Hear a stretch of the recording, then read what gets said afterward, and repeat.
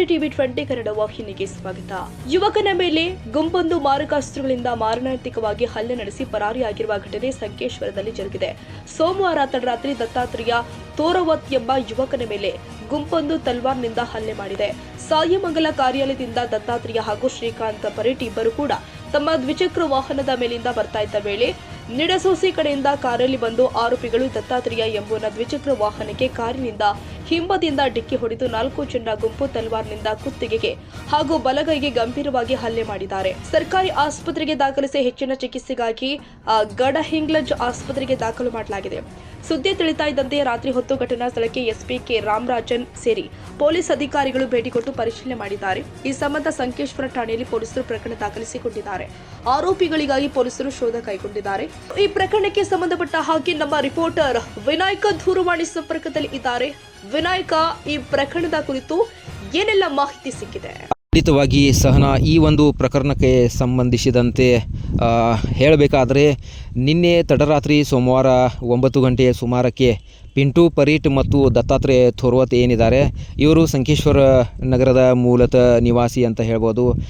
ನಿನ್ನೆ ರಾತ್ರಿ 9 ಗಂಟೆಯ ಸುಮಾರಕ್ಕೆ ದತ್ತಾ ಥೋರ್ವತ್ ಮತ್ತು ಪಿಂಟು ಪರೀಟ್ ಅವರು ತನ್ನದೇ ಆದಂತಹ ದ್ವಿಚಕ್ರ ವಾಹನದ ಮೇಲೆ ತನ್ನ ಮನೆಗೆ ಹೊರಡುವಾಗ ಯುವಕರ ಗುಂಪೊಂದು 4 ಜನ ಬಂದು ಕಾರ್ದಿಂದ ಇವರ ದ್ವಿಚಕ್ರ ವಾಹನಕ್ಕೆ ಡಿಕ್ಕಿ ಹೊಡೆದು 4 ಯುವಕರ ಗುಂಪನ್ನು ತಲವಾರ್ನಿಂದ ಹಲ್ಲೆ ಮಾಡಿರುವಂತಹ ಘಟನೆ ನಿನ್ನೆ ಬೆಳಕಿಗೆ ಬಂದಿರುವಂಥದ್ದು. ಮಾಹಿತಿ ಸಿಕ್ಕ ತಕ್ಷಣವೇ ಬೆಳಗಾವಿಯ SP ರಾಮರಾಜನ್ ಅವರು ಸ್ಥಳಕ್ಕೆ ತನ್ನ ಅಧಿಕಾರಿಗಳ ಜೊತೆಗೆ ಭೇಟಿ ನೀಡಿ ಆ ಒಂದು ಪ್ರಕರಣದ ತನಿಖೆಯನ್ನು ಮುಂದುವರಿಸ್ತಾರೆ. ಇನ್ನು ಹಲ್ಲೆಗೆ ಒಳಗಾಗಿರುವಂತಹ ದತ್ತಾ ಥೋರ್ವತ್ ಏನಿದ್ದಾರೆ, ಅವರಿಗೆ ತನ್ನ ತಲೆಯ ಭಾಗಕ್ಕೆ, ಗೋನಿನ ಭಾಗಕ್ಕೆ, ಜೊತೆಗೆ ಕೈ ಭಾಗಕ್ಕೆ ಗಂಭೀರ ಗಾಯವಾಗಿದ್ದು ಚಿಕಿತ್ಸೆಗಾಗಿ ಸಂಕೇಶ್ವರ ನಗರದ ಸರ್ಕಾರಿ ಆಸ್ಪತ್ರೆಗೆ ದಾಖಲು ಮಾಡ್ತಾರೆ. ಇನ್ನು ಹೆಚ್ಚಿನ ಚಿಕಿತ್ಸೆಗಾಗಿ ಮಹಾರಾಷ್ಟ್ರ ಮೂಲದ ಗಡಿಂಗ್ಲಜ್ ನಗರದ ಒಂದು ಖಾಸಗಿ ಆಸ್ಪತ್ರೆಗೆ ದಾಖಲು ಮಾಡಿದ್ದಾರೆ ಅನ್ನುವಂತಹ ಮಾಹಿತಿ ಈಗಾಗಲೇ ಸಿಕ್ಕಿರುವಂಥದ್ದು.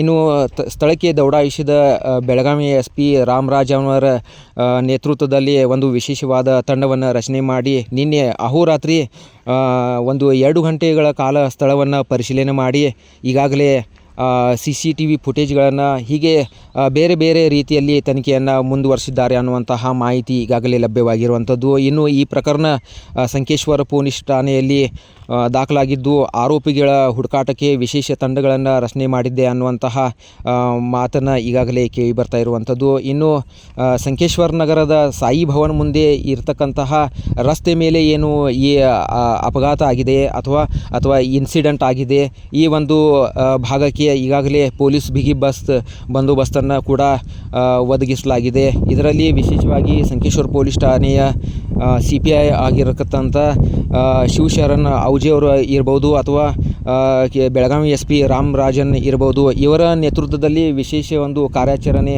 ಮುಂದುವರೆದಿದೆ ಅಂತ ಹೇಳ್ಬೋದು. ಸಹನಾ, ಧನ್ಯವಾದ ವಿನಾಯಕ, ನಿಮ್ಮೆಲ್ಲ ಮಾಹಿತಿಗಾಗಿ. ವಿನಾಯಕ ಭೋಸಲೆ, TV20 ಕನ್ನಡ, ಸಂಕೇಶ್ವರ.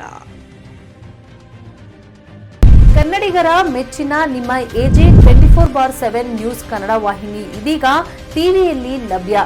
ವೇಳೆ ನೋಟಿಸ್ ಕೊಟ್ಟಿದ್ರೆ ವಾಪಸ್ ತಗೋತೀವಿ.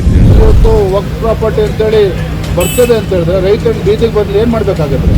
ಯಾರು ವೋಟ್ ಹಾಕಿಲ್ಲ ಅಂದ್ರೆ ಗ್ಯಾರಂಟಿನೆಲ್ಲ ಸ್ಟಾಪ್ ಮಾಡ್ಬಿಡ್ತೀವಿ.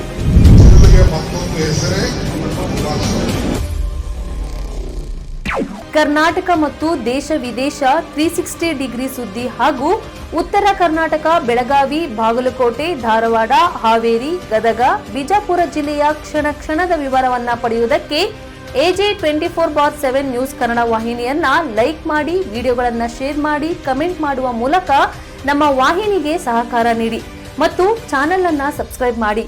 ಧನ್ಯವಾದಗಳು.